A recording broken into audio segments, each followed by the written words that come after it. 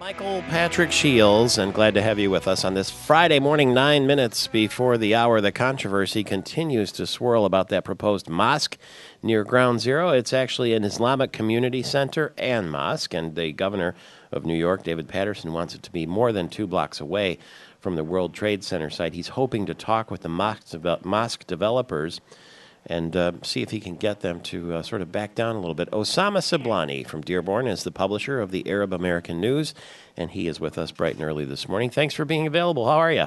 Good morning, Michael. I suppose you're watching with great interest this ongoing controversy in New York City, and I wanted to get your take on it. Well, yes. I mean, I don't know what the problem is. I mean, I can't believe that some of the conservatives in the Republican Party trying to make this an election issue. Frankly, this is what I see is happening.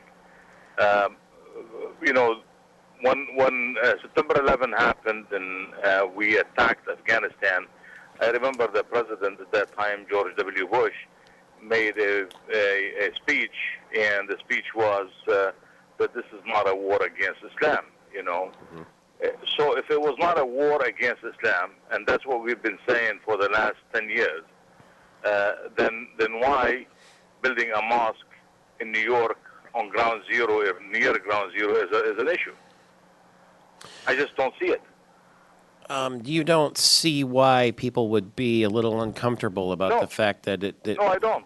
No, frankly, I don't, because if we are in a war with Islam and Muslims around the world, then yes, I would see that this is an issue. But if they can build mosques everywhere, why they can't build it there? If a church can be built there, if a synagogue can be built there, then why not a mosque? Well, I think there would be people who would say that because it was Muslim extremists that knocked down the World Trade Center there, and that it's a little bit, well, it's a lot insensitive. Well, those are not only Muslim extremists. They have killed more Muslims than they have killed in 2001. Mm-hmm. They have killed tens of thousands of Muslims, in Iraq and around the world. So, I mean, if this is an issue of religion, then why would they kill other Muslims? These are criminals, and we thought that we have defined that the struggle is between those terrorists, those killers, and between the civilized world. So there is 1.5 billion Muslims around the world, and these Muslims that were trying to reach their hearts and their minds and to bring them on our side, what are we telling them when we tell them that you cannot build a mosque to worship your God and our God in New York on Ground Zero, but we can build a church or a synagogue? Well, there are people who think that the whole idea of putting a mosque there in the first place is propaganda by Islam.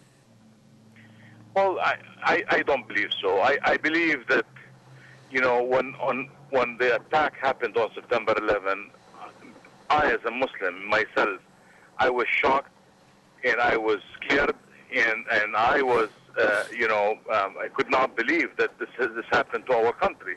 So now you're telling me if I'm a Muslim, I could not feel bad what happened to our country on September 11, and I'm not allowed to mourn, and I'm not allowed to be an American on Ground Zero? What kind of Americans we're talking about in here? What kind of America we're talking about? What if we wanted to build a McDonald's in Mecca? What's the problem with that? Okay. I think you should be able to build a McDonald's anywhere that people want to build a McDonald's. And plus, you cannot compare a McDonald's to a place of worship for God. Sure. Very good to talk with you. What is the website for the Arab American News? www.arabamericannews.com. ArabAmericanNews.com. Nice to hear your voice again. Thanks for being available so early in the morning. You bet. Osama Siblani, the publisher of the Arab American News in Dearborn, Michigan. Your calls are welcome. 888-900-9966, 888-900-9966 on this Firekeepers Casino Friday. It's Michael Patrick Shields. Later in the program, Han Duck-soo, the former Prime Minister of Korea, will be with us, and we'll talk more politics, too, when we get back. We'll get you a sports update, too. The Tigers were losers yesterday, so stay tuned for all of that. Back in a flash, it's Michael Patrick Shields.